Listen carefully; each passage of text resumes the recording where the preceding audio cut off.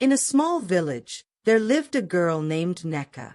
Her mother had been the light of her life, a woman as kind as the morning sun and as gentle as the evening breeze. But that light was snuffed out too soon when sickness took her away, leaving Nneka alone with her father, Okonkwo. Okonkwo was a strong hunter, respected in the village, but his heart had never been the same after his wife's death. He remarried a woman named Nwakigo, who was as beautiful as she was cunning. She arrived with her daughter, Olachi, a girl as proud as a peacock and as spoiled as a chief's only son. From the moment Nwakigo entered their home, she made it clear that Nneka was no more than a servant in her own father's house. Nneka would wake before the first rooster crowed, sweeping the compound, fetching water, and cooking food that she was barely allowed to taste. While Olachi bathed in scented oils and wore the finest beads, Nneka dressed in old, torn wrappers. If her father ever suspected anything, Nwakigo would put on a sorrowful face and tell him that Nneka was simply lazy and needed to be taught discipline. Okonkwo, blinded by his need for companionship, believed her lies. One dry season, when the village wells ran low and the streams trickled weakly, Nwakigo saw her chance to be rid of Nneka once and for all. "Nneka!" she called one morning, her voice as sweet as palm wine laced with poison. "Yes, stepmother," Nneka answered, hurrying over, her hands still covered in ground cassava from the morning meal. "I need you to fetch water from the forbidden river." At those words, Nneka felt her heart freeze. The forbidden river was the most feared place in the land. It lay deep within the shadowed forest, where no birds sang, and the wind carried whispers of lost souls. The river itself was said to be cursed, its waters guarded by spirits who tested those who dared approach. Many who went in search of its water never returned. "But father said no one must go there," Nneka protested timidly. Nwakigo's face darkened, her eyes sharp like a hawk's. "Do you dare question me, orphan?" she spat. "If you do not bring me water from that river, do not bother coming back. You are useless in this house anyway." Tears welled in Nneka's eyes, but she knew there was no use arguing. With a clay pot balanced on her head, she set off, her heart pounding like a drum in her chest. The road to the forbidden river was long and treacherous. The deeper Nneka walked into the forest, the darker it became. Tall trees loomed overhead, their branches twisting like the hands of the dead. The air was thick with silence, except for the occasional rustling of unseen creatures. As she walked, the path became narrower, and soon, she found herself standing before a massive iroko tree, its bark scarred with ancient carvings. Beneath the tree sat an old woman, her back bent like a bow, her skin wrinkled like the surface of a dried gourd. Her eyes, however, were sharp and knowing. "Who walks this cursed path?" the woman croaked. "I am Nneka, daughter of Okonkwo," she answered, her voice steady despite the fear creeping up her spine. "Why do you come?" "My stepmother has sent me to fetch water from the forbidden river." The old woman chuckled, a sound like dry leaves crackling underfoot. "Many have come before you, but few have returned." She studied Nneka, then added, "I will ask you one question. If you answer wisely, I shall let you pass. If not, turn back now and save yourself." Nneka swallowed hard. "I am ready." The woman leaned forward. "Tell me, child, what is the greatest strength in the world?" Nneka thought carefully before answering. "It is kindness," she said finally. "For even the strongest warrior can be defeated, but kindness leaves a mark that even time cannot erase." The old woman smiled, revealing teeth as white as the moon. "You have answered well. Go, but beware. The spirits of the river will test you further."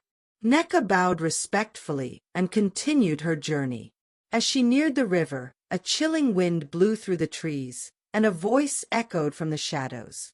"Who dares disturb our waters?" Nneka turned to see 3 figures standing before her. Their skin shimmered like moonlight on water, and their eyes were deep, endless pools. "I am Nneka. I have come to fetch water for my stepmother." The spirits circled her. You must pass 3 tests before we allow you to take from our river. The first spirit held out a calabash filled with bitter herbs. Drink, and prove your strength. Nneka took the calabash and drank deeply. The bitterness burned her throat, but she did not flinch. The second spirit brought forth a golden chain. Give this to the one who deserves it most. Nneka did not hesitate. She turned back and placed the chain around the old woman's neck, for she had guided her. The final spirit placed a mirror before her. Look into this mirror and tell us what you see. Nneka saw not her own reflection, but that of her mother, smiling warmly. I see love, she whispered, tears in her eyes. The spirits nodded. You have passed. As the river settled, it glowed with an otherworldly light. Nneka filled her pot, and as she did, the water turned to gold. When Nneka arrived home, her stepmother's eyes widened at the golden water. Greedy and envious, she forced Olachi to make the same journey, expecting the same reward. Olachi stood at the edge of the compound, clutching the clay pot her mother had forced into her hands. Unlike Nneka, she had been pampered all her life, never having lifted a finger for hard labor. The thought of trekking through the shadowed forest made her shiver, but the golden water was too tempting to resist. If that wretched Nneka could return with such a treasure, then I, the true daughter of this house, will return with even more, Olachi scoffed, adjusting the fine beads around her neck. Nwakigo pulled her close and whispered, Remember, do not waste time with old women or foolish spirits. Walk proudly, and the spirits will see you are superior to them. Olachi nodded and set off, stepping into the cursed forest. At first, she walked with confidence, her wrapper swaying as she moved. But soon, the path grew narrower, the trees taller, and the silence heavier. The cheerful chirping of birds disappeared, replaced by eerie whispers in the wind. Her heart pounded as she approached the irako tree, where the old woman sat just as she had for Nneka. Who walks this cursed path? The old woman croaked. Olachi sneered. I am Olachi, daughter of Nwakigo. I have come to fetch water from the forbidden river. The old woman studied her with sharp eyes. I will ask you one question. Answer wisely, or turn back now and save yourself. Olachi crossed her arms. Ask, and I shall answer. The woman leaned forward. What is the greatest strength in the world? Olachi scoffed. Wealth, of course. With wealth, one can buy warriors, power, and anything they desire. The old woman shook her head, her expression darkening. You have answered poorly. Olachi rolled her eyes and stepped past her. You are just an old hag. I will get my water with or without your blessing. As she walked on, the path seemed to twist unnaturally. Shadows lengthened, and the whispers in the wind turned into sinister laughter. The trees loomed taller, their branches reaching out like clawed hands. Still, Olachi pressed forward, her greed outweighing her growing fear. Unbeknownst to her, the spirits of the river were already watching, waiting for her arrival. But unlike with Nneka, they did not prepare tests for her. They had something else in store, something far worse. Olachi stomped forward, muttering under her breath. The deeper she ventured into the shadowed forest, the colder and darker it became. The trees seemed to lean closer, their gnarled branches forming twisted fingers that reached for her. A shiver ran down her spine, but she shook it off. It's just a forest, she said aloud. There is nothing to fear. But as she neared the forbidden river, a voice slithered through the trees. Who dares approach? Olachi turned to see 3 figures stepping out of the shadows. They were not human. Their eyes shimmered like liquid silver, their skin as pale as the moon. They were the river spirits. I have come to fetch water, Olachi said, raising her chin high. Now step aside and let me pass. The spirits exchanged glances before the tallest one stepped forward. You must pass 3 tests before we allow you to take from our river. Olachi sighed impatiently. Then be quick about it. The first spirit held out a calabash filled with thick, bitter herbs. "Drink, and prove your strength." Olachi wrinkled her nose. "I will not drink that filth." The spirit said nothing. The second spirit stepped forward, holding a golden chain. "Give this to the one who deserves it most." Olachi snatched the chain and placed it around her own neck. "Obviously, I am the one who deserves it." The spirit's expressions darkened.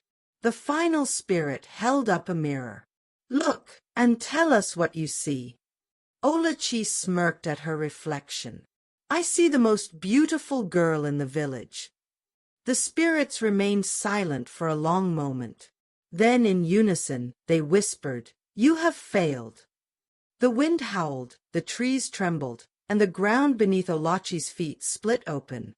A shriek tore from her throat as dark tendrils coiled around her ankles, dragging her toward the river. "No!" she screamed, clawing at the dirt. "Let me go!" But the spirits did not listen. The water roared to life, rising high like a great hand. With one final wail, Olachi was pulled beneath the surface. Silence fell. The water rippled once, then stilled, as though she had never been there at all. As the water swallowed Olachi, she felt herself sinking into an abyss of darkness. The river was unlike any she had ever imagined, cold, bottomless, and alive. Shadows swirled around her, whispering unintelligible words that sent shivers through her bones. She flailed desperately, but the more she struggled, the deeper she sank.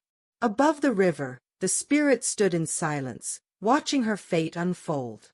The tallest among them finally spoke, his voice as deep as the rumbling earth. "A heart filled with greed and cruelty has no place among the blessed."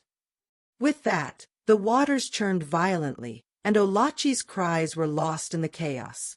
The river, angered by her arrogance, did not let her go. Instead, it twisted around her, reshaping her form. Her arms grew longer, her fingers turned webbed, and her once beautiful face stretched into a monstrous shape. She had become a creature of the cursed waters, a guardian of the river, doomed to serve for eternity. Back in the village, Nneka grew restless. She paced the compound, her eyes constantly darting toward the forest. "Why is Olachi not back yet?" she muttered. Days passed, then weeks, but Olachi never returned. The village elders gathered and sent a search party, but they found no trace of her. Only the river remained, flowing as it always had, whispering secrets to those who dared to listen.